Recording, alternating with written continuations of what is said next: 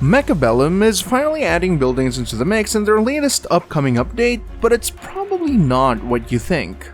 But first, what exactly is Mechabellum? At first glance, it looks like a real-time strategy game or an RTS like StarCraft, but it's actually a tactical auto-battler and is closer to teamfight tactics than, say, Command & Conquer Generals, despite how it looks. The main differences between Mechabellum and TFT is 1. You summon entire armies rather than cultivating a small team, and 2. You mostly play this game one-on-one against another player, whereas TFT pits you against 7 other players in a lobby. Mechabellum also has other modes, but a lot of people mostly play 1v1s. And for a while now, buildings weren't really a thing aside from these 2 towers where you can buy upgrades from and that you have to protect, otherwise your units become weakened whenever either of them gets destroyed, and you generally don't really want that happening.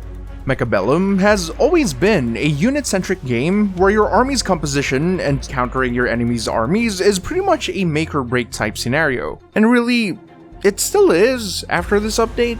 It's just that you're going to have to play around the new buildings, especially in the earlier rounds. In classic RTS games, buildings are usually a means to produce resources, train units, and also to defend against sieges, and the player usually is able to build them directly as part of the core gameplay.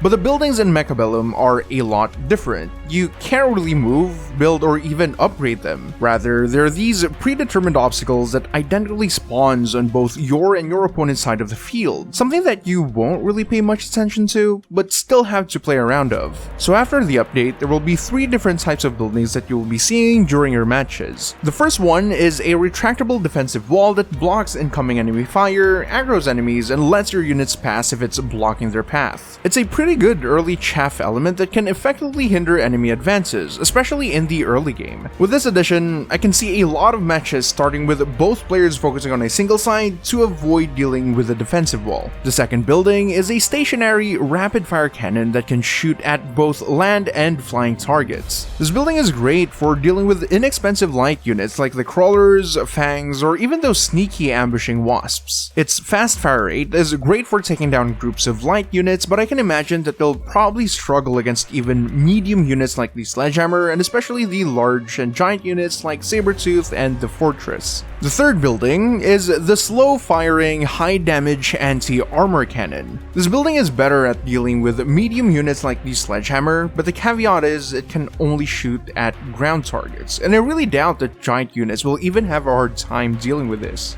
But even if these buildings are good against certain types of units, I think for most games, players will tend to avoid placing units that are weak against that specific building. So these buildings are really more of a preventive measure rather than an active counter to certain types of units. For example, if the battlefield has a 1 rapid-fire cannon on each side, then we probably won't see light units being used as a vanguard. It's things like these that add that additional layer of depth to the strategy in this game. And me being me, I would actually love to see players challenge buildings head on rather than avoiding them, and there are ways to force your army through these installments. Early storm callers could be a thing for players who are planning to go through these buildings, and I can imagine any high damage long range unit will also do. But knowing Mechabellum, buildings may start off as a simple obstacle at first, but it's really not outside the realm of possibility for the developers to expand on this concept even further. They are definitely going to add more building types in the future, and we might even see buildings that players can place on the field. I mean, we already kind of have those with the anti-missile platform and the deployable shield, but those concepts can be further expanded upon. Hell, I'd actually love to see a building-centered playstyle, or even a building-only playstyle that lets you play fully defensively,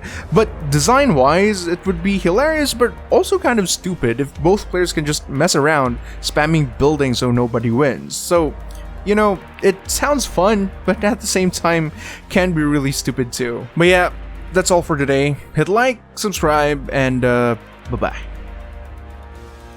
Get your shitty videos right here. Watch more, drop more views. We'll be back with more, so stay tuned to Revo Radio.